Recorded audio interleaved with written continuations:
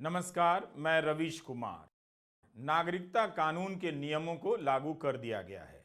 पिछले 2-3 दिनों में इस कानून के नियमों को लेकर बहुत सारे पहलू सामने आए हैं। लिहाजा उन्हें एक साथ रखकर देखने में इसकी राजनीति और इसके असर को हम ठीक से देख पाएंगे। इसलिए हमने तुरंत इस पर वीडियो बनाने से पहले यही सोचा कि जो इस विषय के विद्वान हैं उनके सुचिंतित विश्लेषण का इंतजार किया जाए, ताकि एक समग्र वीडियो बने जिसे देखने के बाद इस मसले से जुड़ी सभी महत्वपूर्ण बातों की जानकारी आम दर्शकों को एक साथ हो जाए। हम इन सभी का नाम वीडियो के आखिर में क्रेडिट रोल में देंगे जिनके विश्लेषण का लाभ हमने हासिल किया है। जाहिर है यह वीडियो लंबा होगा और आपको पूरा देखना ही पड़ेगा। इस मामले में रील्स नहीं बन सकता। दिसंबर 2019 में नागरिकता कानून संसद से पास हुआ। 10 जनवरी 2020 को इसे अधिसूचित कर दिया गया, फिर सब भूल गए। 4 साल से अधिक समय लगा है इस कानून के नियम बनने में और लागू होने में। इस दौरान सरकार ने संसद में 8 बार विस्तार लिया है। ऐसा करना जरूरी था क्योंकि नियम नहीं बनने पर कानून लैप्स हो जाता। सरकार ने आज तक नहीं बताया कि नियम बनाने में इतने साल क्यों लगे। नियमों का जो स्तर है वो वैसा ही है जिसकी बुनियाद पर नागरिकता कानून बना है। इन नियमों में ऐसा कुछ भी नहीं है जिसे देखकर लगता हो कि नियमों की खोज करने के लिए भारत सरकार के अधिकारी चांद पर गए थे और वहां से लौटने में 4 साल लग गए, तब जाकर नियम बने हैं और अब लागू हुए हैं। सुप्रीम कोर्ट में नागरिकता कानून को चुनौती दी गई है। पहले इस मामले में देख लेते हैं कि अदालत कहां है और यह भी जान लेते हैं कि इलेक्टोरल बॉन्ड के मामले की तरह यह मामला भी कई साल से सुप्रीम कोर्ट में अटका हुआ है। सुप्रीम कोर्ट में इस कानून को असंवैधानिक करार देने की मांग के साथ करीब 200 से अधिक याचिकाएं दायर की गई हैं। तृणमूल कांग्रेस की सांसद महुआ मोइत्रा, कांग्रेस के नेता जयराम रमेश चेन्नीथला, एएमआईएम के असदुद्दीन ओवैसी, आईयूएमएल, असम प्रदेश Congress committee, Ahom Gana Parishad, nationalist people's party Assam, मुस्लिम स्टूडेंट फेडरेशन असम और डीएमके ने याचिका दायर की है। अक्टूबर 2022 में यह मामला तत्कालीन चीफ जस्टिस यूयू ललित की बेंच के सामने आया। आदेश हुआ कि इस पर अंतिम सुनवाई चीफ जस्टिस के रिटायरमेंट के बाद शुरू होगी। आज तक शुरू नहीं हुई, यानी अक्टूबर 2022 से इस मामले में कोई सुनवाई नहीं हुई है। नागरिकता कानून में कहा गया है कि 31 दिसंबर 2014 तक या उससे पहले पाकिस्तान, बांग्लादेश और अफगानिस्तान से धार्मिक उत्पीड़न का शिकार होकर आने वाले हिंदू, पारसी, बौद्ध, सिख, जैन और ईसाई को नागरिकता दी जाएगी। इन याचिकाओं में आर्टिकल 14 के आधार पर चुनौती दी गई है। इसमें कहा गया है कि भारत का संविधान किसी भी व्यक्ति को कानून के सामने बराबरी का अधिकार देता है, उससे वंचित नहीं करता। उसे भारत के राज्य क्षेत्र के कानूनों का समान संरक्षण मिलता है। हमें यह समझना होगा कि इस कानून को केवल मुसलमानों के कारण चुनौती नहीं दी गई है, बल्कि धर्म को आधार बनाने के कारण दी गई है। धर्म के आधार पर केवल इस्लाम के साथ इसमें भेदभाव नजर नहीं आता है, बल्कि अन्य धर्मों के साथ भी भेदभाव नजर आता है। कुछ जानकारों ने लिखा है कि हिंदू धर्म के साथ भी भेदभाव है। एक आधार और है जिस पर इस कानून को चुनौती दी जा रही है। 1955 के नागरिकता कानून का सेक्शन 6A, यह सेक्शन 1985 में हुए असम समझौते की देन है, जिसमें तय हुआ था कि जनवरी 1966 से लेकर 24 मार्च 1971 के बीच जो लोग असम में आकर बसे हैं उन्हें विदेशी नहीं माना जाएगा। इसमें धर्म का कोई आधार नहीं था। यह सब कुछ एक लंबी प्रक्रिया के बाद तय हुआ, लेकिन अब कहा जा रहा है कि 31 दिसंबर 2014 और उससे पहले जो भी आए हैं उन्हें नागरिकता दी जाएगी। यह बात असम के एक बड़े तबके को पसंद नहीं आई कि इस डेट का आधार क्या है और किसके साथ बातचीत के बाद यह कट ऑफ तय हुआ है। 1 जनवरी 1966 से लेकर 24 मार्च 1971 का कट ऑफ लंबे आंदोलन और सरकार से बातचीत के बाद तय हुआ। कानूनविद इंदिरा जयसिंह ने लिखा है कि इसी जनवरी तक केंद्र सरकार सुप्रीम कोर्ट में सेक्शन 6A का बचाव कर रही थी, जिसके तहत 1971 का कट ऑफ डेट है, लेकिन अब वही सरकार नया कट ऑफ डेट लेकर आ गई है कि 31 दिसंबर 2014 के पहले जो आया है वह मुसलमान छोड़कर बाकी के 6 धर्मों से आता है तो उसे नागरिकता दी जाएगी।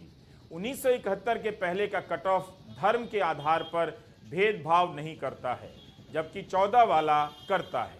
क्या आपको लगता है कि यह सुसंगत कानून है?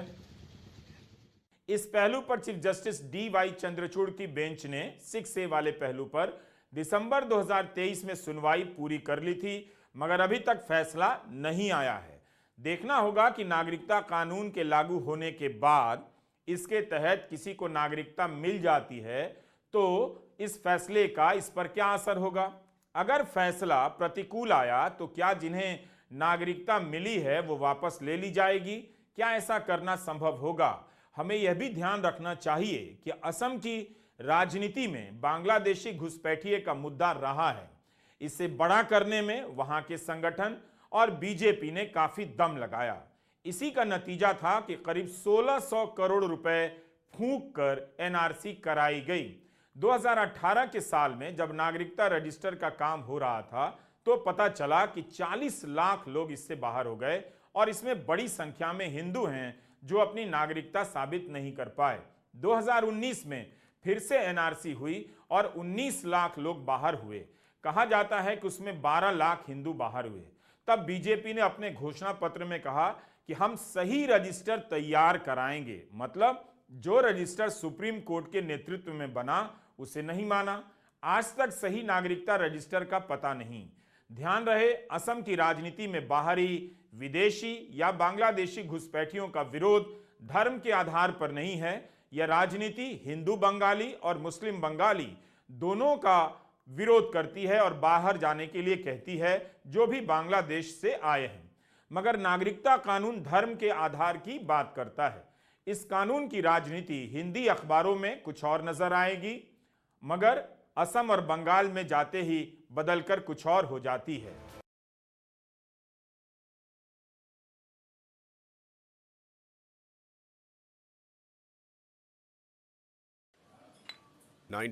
शाबाश 20 నూనె రుద్ది రుద్ది చేతులు అరిగిపోయాయి కానీ ఎగిరిపోతూనే ఉంది కోచ్ సార్।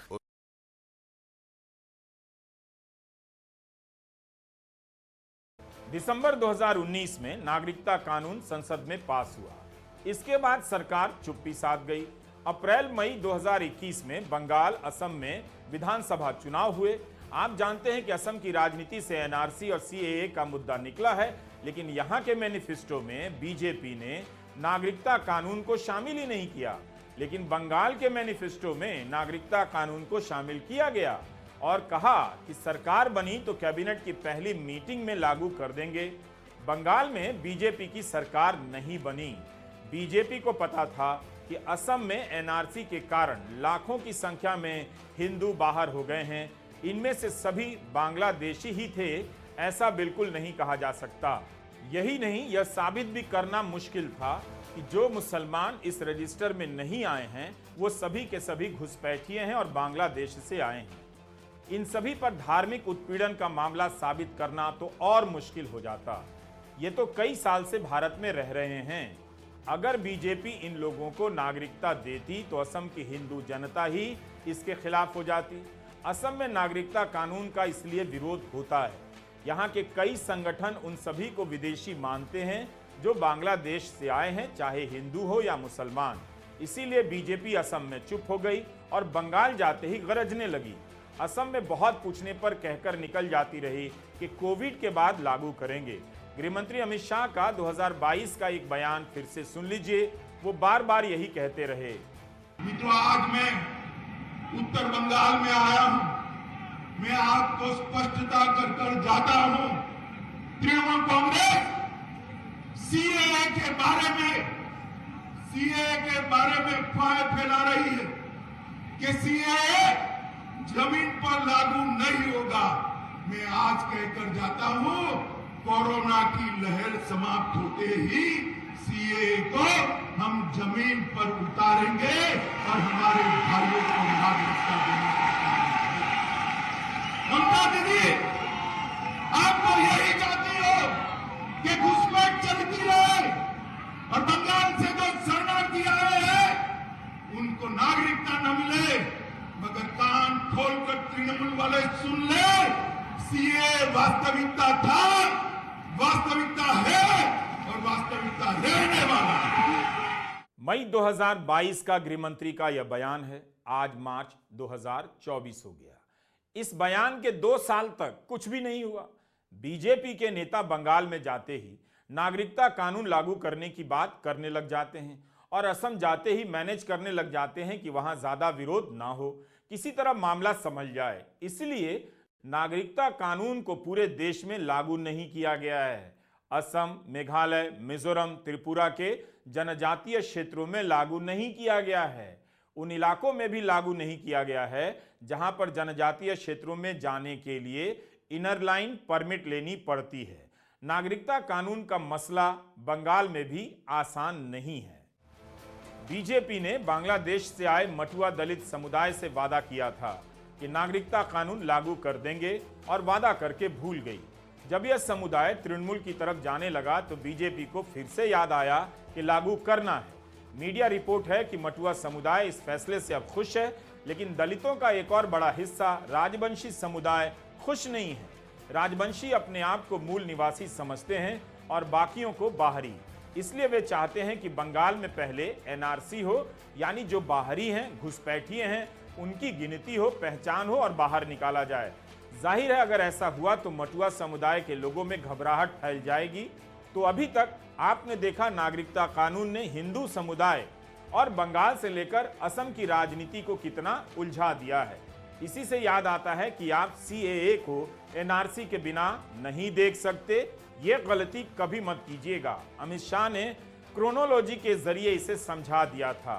असम में भले वे एनआरसी की बात अब ना करें, मगर हो सकता है बंगाल में राजवंशी समुदाय को खुश करने के लिए एनआरसी की बात शुरू कर दें। এই আইন আপনি যদি নাগরিক না হন তাহলে সংবিধানের 14 নম্বর ধারা 21 নম্বর ধারায় সব অধিকার থেকে আপনি বঞ্চিত হবেন কি করে? কোর্টে গেলেও চ্যালেঞ্জ করতে পারবেন না। শুধুমাত্র 3টি দেশ, আফগানিস্তান, বাংলাদেশ আর পাকিস্তান, আর শুধুমাত্র 6টা ধর্ম, হিন্দু, শিখ, বৌদ্ধ, জৈন, পার্সি আর খ্রিস্ট ধর্ম, মায়ানমার, শ্রীলঙ্কা বাদ, ইসলাম ধর্মও বাদ। এটা ভারতীয় সংবিধানের ধর্মনিরপেক্ষতার মূলে কঠোর আঘাত করেছে। মনে রাখবেন, এরপরে কেয়ের সাথে এনআরসি কে যুক্ত করে দেবে। ধর্মের ভিত্তিতে নাগরিকত্ব কখনো শুনেছেন? আন্তর্জাতিক কনভেনশন পরিষ্কার বলা আছে, ইউনাইটেড নেশনসে অনুপ্রবেশকারীরা যেন বৈধ কারণ ছাড়া রাষ্ট্রহীন না হয়ে পড়ে। এটা মানবিকতার অপমান। এমনকি শরণার্থীরাও যদি বিপদে পড়ে তার পাশের জায়গায় গিয়ে আশ্রয় নেয়, তাদেরও কিন্তু মানবিকতার খাতিরে তাদের আশ্রয় দিতে সে রাষ্ট্র বাধ্য থাকে। এটা একটা ঝুমলা, বিজেপির এটা একটা ঝুমলা। এর কোনো ক্ল্যারিটি নেই।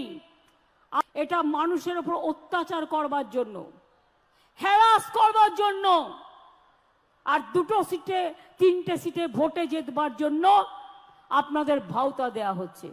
बीजेपी नानान रकम कथा बोलबे, आपको कोई अधिकार नहीं जाएगा, सब रहेगा, वो झूठा है, वो जुमला है।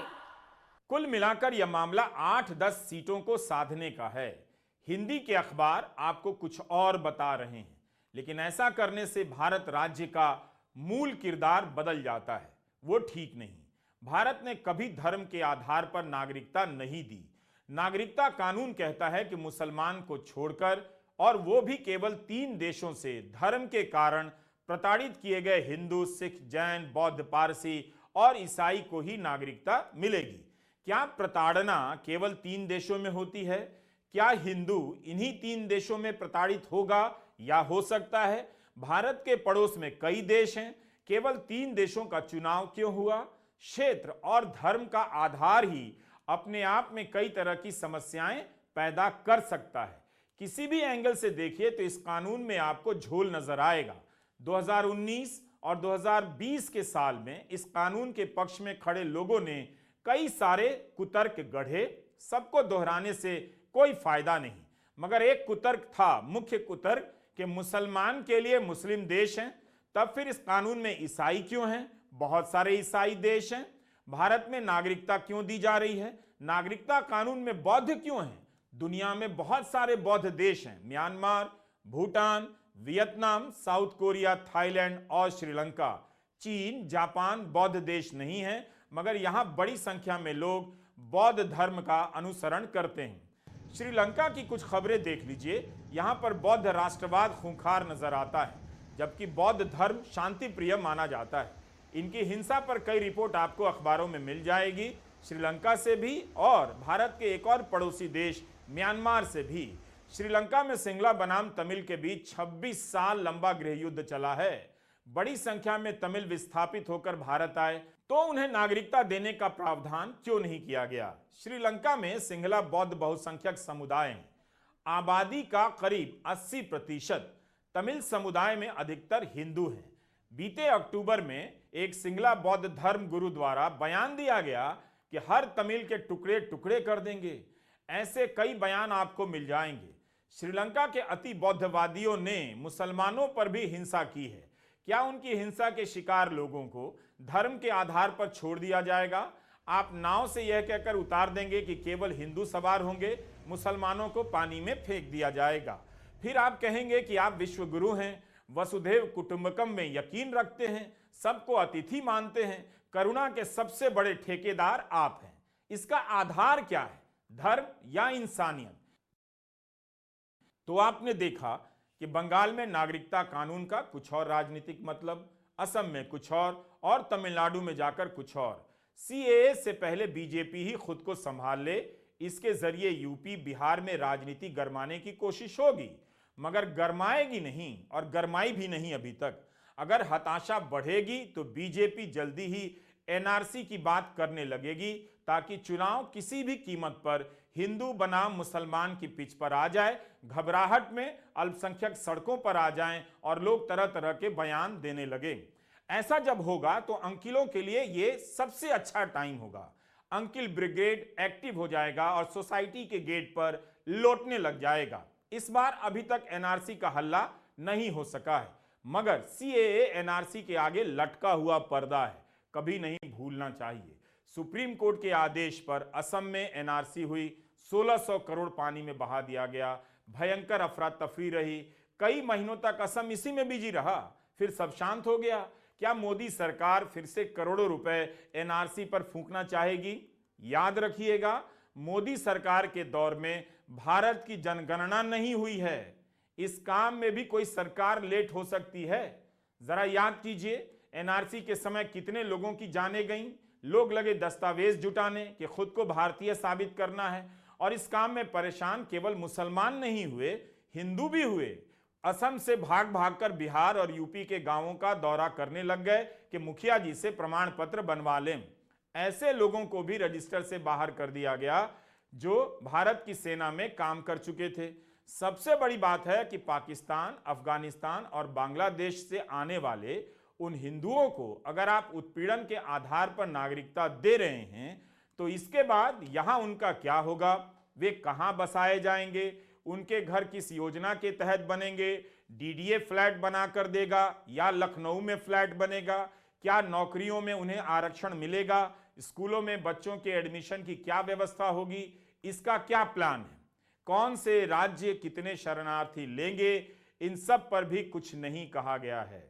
निरुपमा सुब्रमण्यन ने न्यूज लॉन्ड्री में एक लेख लिखा है कि तालिबान के लौटने के बाद अफगानिस्तान से भारत आए बहुत से सिख अब वापस चले जाना चाहते हैं, क्योंकि हिंदुस्तान में नौकरी नहीं है और गुरुद्वारे भी उन्हें और उनके परिवारों को सहायता देने में असमर्थ हैं। भारत ने कभी अफगानिस्तान के हजारा और ताजिक लोगों को शरण दी, इससे भारत की दुनिया में काफी तारीफ हुई। आज फिर से तालिबान उनका शोषण कर रहे हैं, पर अब तो नए शरणार्थियों के लिए दरवाजे बंद हैं। ऐसा इस लेख में बताया गया है, क्योंकि 2014 के बाद ये लोग भारत आए हैं। देखिए, सीधी सी बात है, कानून सीए का जो कानून आया है उसमें ये लिखा है कि पाकिस्तान, अफगानिस्तान और बांग्लादेश में रहने वाले अल्पसंख्यक, वहां जो माइनॉरिटीज हैं, वो माइनॉरिटीज को हमारे देश के अंदर नागरिकता दी जाएगी। वहां पे लगभग 2.5 से 3 करोड़ माइनॉरिटीज हैं, तीनों देशों के मिला के। अगर उनमें, वो बहुत गरीब देश हैं, अगर ऐसे हमने अपने दरवाजे खोल दिए उनके लिए, देश के दरवाजे खोल दिए उनके लिए, अगर उन 2.5-3 करोड़ लोगों में 1-1.5 करोड़ लोग भी हमारे देश में आ गए, उनको कहां बसाएंगे? उनको कहां रहने की जगह देंगे? वहां उनको जॉब्स कहां से देंगे? नौकरियां कहां से देंगे? घर कहां से आएंगे? मैं हिसाब लगा रहा था, अगर 1-1.5 करोड़ लोग भी आ गए, आजादी के बाद 1947 में जितना बड़ा माइग्रेशन हुआ था, उससे कहीं ज्यादा बड़ा माइग्रेशन इस एक सीए के कानून से होने जा रहा है।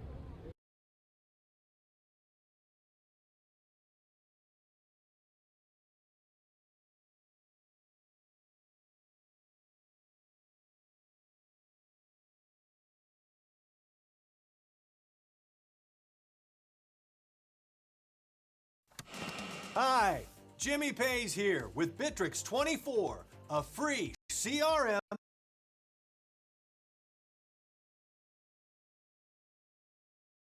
जब आप इन उदाहरणों के साथ अपनी सोच का दायरा बढ़ाएंगे तो कानून का संकुचित रूप दिखने लग जाएगा। फिर आपको समझ में आएगा कि कानून में लिखित रूप से धर्म का आधार जोड़ना कितना गलत है।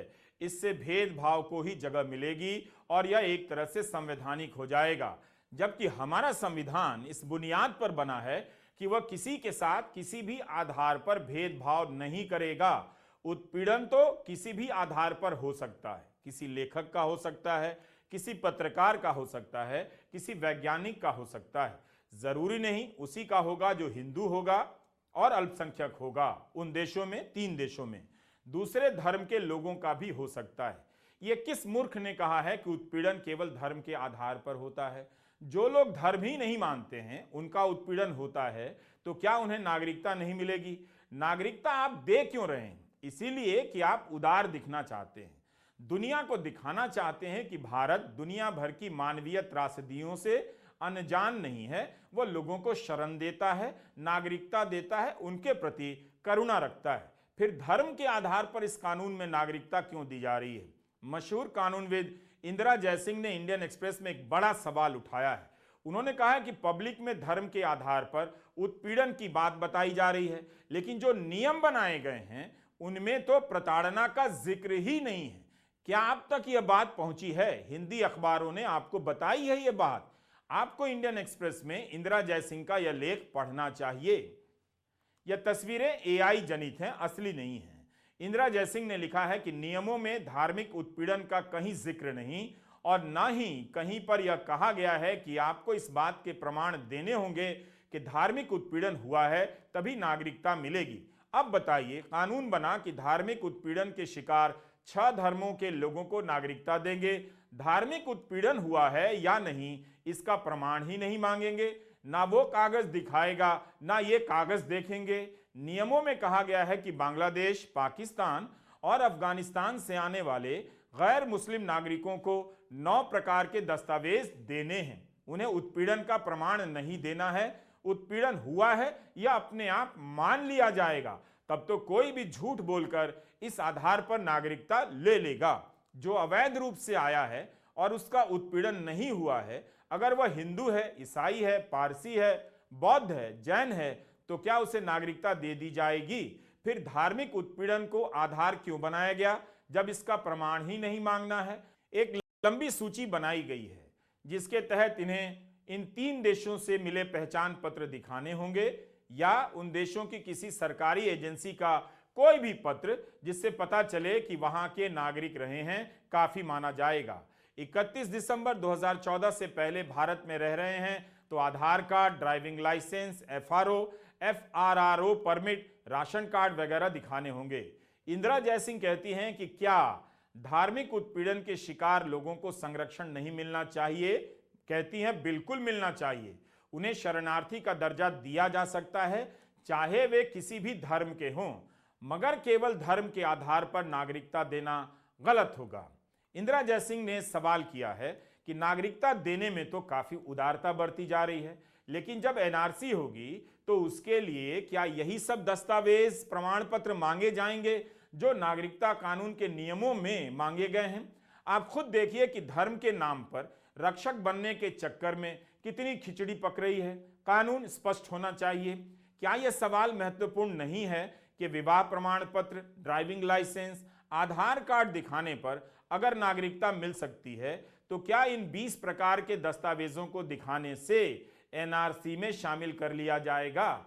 यही नहीं, पहले नियम था कि जिलाधिकारी नागरिकता देगा, लेकिन अब केंद्र सरकार की बनाई कमेटी तय करेगी, यानी राज्यों का इसमें कोई बड़ा रोल नहीं होगा। कमेटी में राज्य का एक ही प्रतिनिधि होगा और केंद्र का 5। तो संघवाद कहां गया?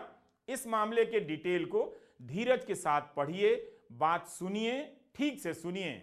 धर्म की राजनीति के नाम पर बात बात में सीना मत फुलाइए, वरना पेट पिचका रह जाएगा, दिमाग सिकुड़ जाएगा। खुलकर सोचिए और देखिए कि क्या इस कानून में आपको एक उदार, सहिष्णु और आत्मविश्वास से भरा भारत नजर आता है, या इसके जरिए कुछ लोकसभा क्षेत्रों में कोई वोट बटोरना चाहता है। नमस्कार, मैं रवीश कुमार।